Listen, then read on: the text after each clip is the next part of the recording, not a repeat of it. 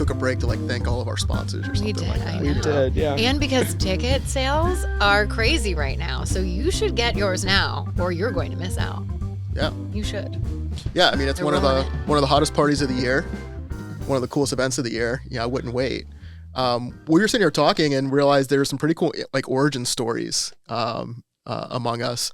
And we thought we'd kind of get into that and share a little bit about that. This is not your first rodeo, Bevin, with the cue ball or with Quantum. Tell us a little bit about that. Yeah, absolutely. So I think I've been on the committee for around 10 years or so and been coming for longer than that.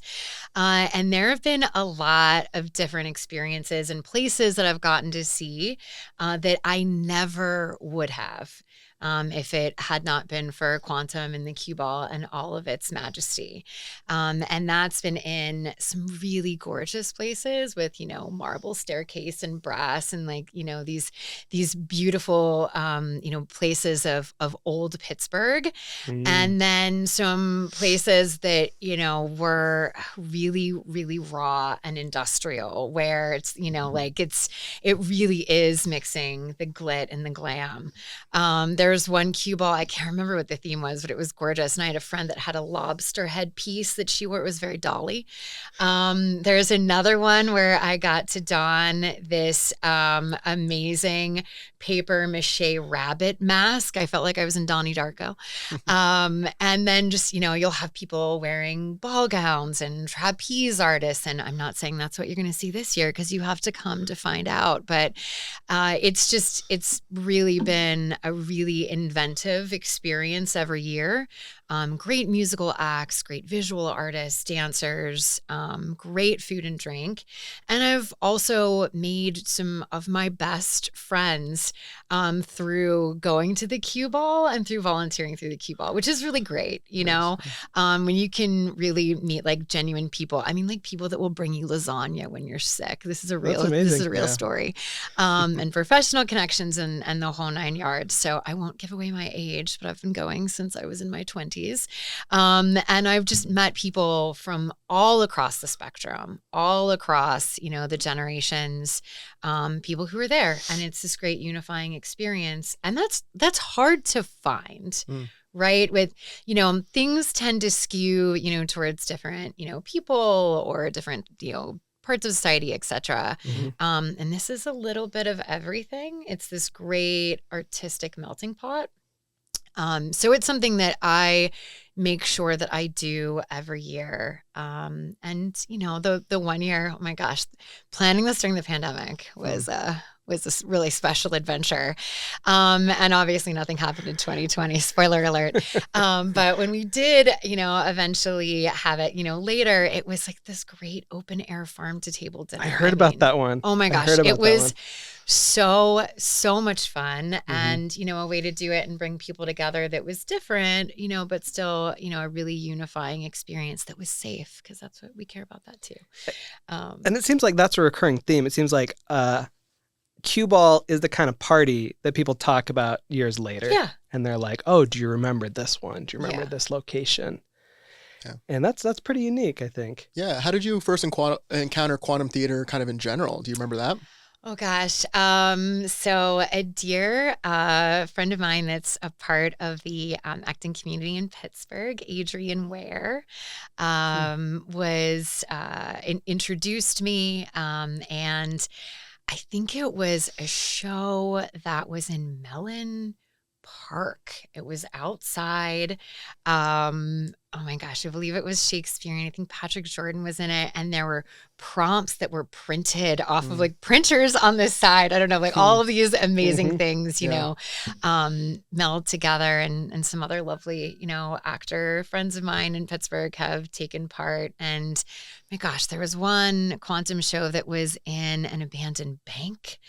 There was one in an old like Cracker Barrel or something. I mean, it's just always somewhere new and different. Or in a theater that's at, in the Union Trust that's in this beautiful historic building. So just the juxtaposition of the adventurous and unexpected nature of it I really love, and the different adaptations. There's really nothing like it in Pittsburgh, and we have such a strong arts community here, especially for a city of of Absolutely. its size. Yeah. And it's a unique experience, and no one show, no one cue ball is like the rest. So Yeah. yeah, just a unique experience, not to be missed. Not to be missed. So Not I've been to to be one. missed. Last year was my first one. And Quantum is a relatively new discovery for me. So I know the current executive director, Julie. She's a wonderful leader in our community. Been at Quantum for, a couple years now. And I met her years ago when I was working in the nonprofit space in Pittsburgh, and she was at the United Way, I believe. Yeah. And we got connected and became friends. And then after the pandemic, we reconnected. And she was at this thing, Quantum Theater, and I was like, well, that's fun, so nice to reconnect and all of that.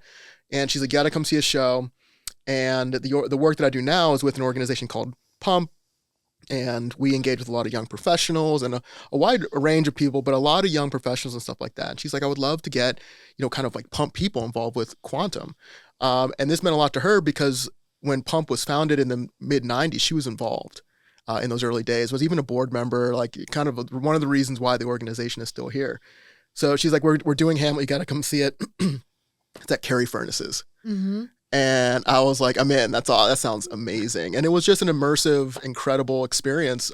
Just the backdrop, and it was outside, and it was just really interesting. Adaptation, not adaptation, but take. And I was hooked. Got invited to the cue ball, went there, and to your point, I saw people from all walks of life there. I saw people with the Penguins, people in the university community, foundation community, all there having a great time, listening to music, jamming around, having many like side quests through the Union Trust building, and then having like a dance party for like 2 or 3 hours, one of the most fun nights of the entire year. So, so getting a chance to be on the host committee this year has been a delight. And then Julie reached out and was like, "Hey, we're thinking about a dance party like co-chair position. Would you be interested in this?" This is my favorite committee assignment ever. I'm in. I don't know what we're supposed to do, but let's do it. And working with the team has been really wonderful. And I had some to do with DJ Hoagie Dreams and all of that, getting involved. And I'm just so excited. To be there and to see all the outfits. I'm also interested to know like what I'm actually going to end up wearing and like how the mask and everything's going to work. But you're right about your earlier point, right? Like there's a sense of mystery about it. The theme, but it's a see and be seen thing. And you get to kind of determine how you show up in the space, and you're going to be welcome. You're going to have a great time, and you're going to see a ton of other people in a really fun, dynamic way. It's going to be awesome. How about you? How did you get involved with, what was your first Quantum introduction? Actually, I'm new to Pittsburgh as well, Yeah. and so Hamlet was also my introduction to Quantum. Oh. Bingo. Yeah, and I have a background working in environmental theater in other places. So I'm Right. originally from Salt Lake City, and I spent time in Birmingham, Alabama, and so I worked in both of those places doing site-specific theater. And moving to Pittsburgh, I already knew about Quantum because Quantum has a national reputation in this field. And so I was really excited and looking for opportunities to connect with Quantum. And this job opened up, and I was like, sweet. Now here you are. Yeah. What was your first show that you worked on?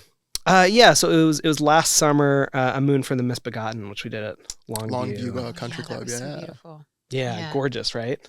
Yeah. Well, welcome right into that, huh? Yeah. Welcome to Quantum. Yep. And then also worked on Cabinet of Dr. Caligari at Yep, Union Trust. nice. And then our most recent one, The Return of Benjamin Lay, which we did at the Braddock Library. Yeah, Carnegie Library, Braddock. Yeah. Up in like the third floor. I'd never been up there before. It was like a gym space, I guess, initially, right? Yeah. So it was like kind of like a basketball gym. You guys had to build like a bunch of scaffolding and Oh, yeah. We filled almost the entire room with technology and seating and lighting and stuff. It's incredible. Yeah. left just enough space up front for the performance to happen. Yeah, for a one-person show Yeah. up in the front. And all over the stage cool. and up on a ladder and all over the place. It was really quite something. Yeah. That's terrific. Well, anything else that we should cover for the fine folks at home? Anything else we want to highlight? Yeah, I mean, I think Bevin had a great point about masks and also some ideas for I do. people like Josiah and I. Like, Yeah. we wear glasses, so what are we going to do for masks? Yeah, help us out Okay, here. so I've been researching this. So there are masks that are glasses friendly. They're fabric. I love it. They tie on so they fit under your glasses. You can have ones that, either a string or, a ribbon that can go under your hair as well if you have a do, or, just don't want to have like whatever the mask version of hat head is. Right. But Etsy's got some lovely options. I'm sure there's always Amazon, but if you are being a little bit last minute like me, where I'm still trying to figure out what I'm going to wear, there is still time to order on Etsy as of yesterday. So it'll be a really great time. And there are some, can I give away about the auction? Yeah. Okay, this is a sneak peek for the listeners. Wow. So there are some local artists that are going to be doing masks. I believe there's 10 or so of them that are going to be auctioned off ahead of time that you can either pick up there at the cue ball or that you can get ahead of time to coordinate with your outfit. Or you don't have to wear a mask. You can kind of do whatever you want. But, after, coming out of the pandemic, we kind of debated, like, do we doing masks? And like, this is a little bit different. These are a little fun. bit Yeah. more Fun like, masks. yeah, this is masquerade. This is Mardi Gras, that kind of thing. Yeah. But, you can kind of choose your own identity and what happens at the cue ball stays is the cue ball. And I have to say, I have seen some of these masks. The artists have been bringing them into our office. Yeah, they're really pretty. And I think they're going to be open for auction, I think, starting on Wednesday. I believe so. Yeah. I think it's coming up soon. And just, kind of a note about the general vibe, because, there's this like VIP portion, the dance party portion. There's no curtain though, like everyone mingles together. Obviously the VIP portion starts earlier, but it really does flow seamlessly into this party. And I've seen Cello Fury play at, I was first introduced to them at the Three Rivers Arts Festival. I've seen them play in churches. I've seen them play in all different places. And they're really, really great. And Jarrett packs the house. I've seen him put a disco ball up in an alley and just people are Hundreds of people. Yeah. And disco is this like really, really great, genre of music that is also like, goes back generations, but is very relevant now as well. So it's something for everyone, but without being generic. I think that's a high bar. Point. It is a high bar. Yeah. And that's a hard compliment to get from me. So that's cool. That's cool.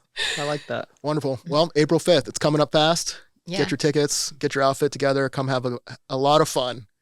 Can't with, wait. A great collection of neighbors. It's going to be wonderful. We'll see you there. Thank you guys so much. Thank you.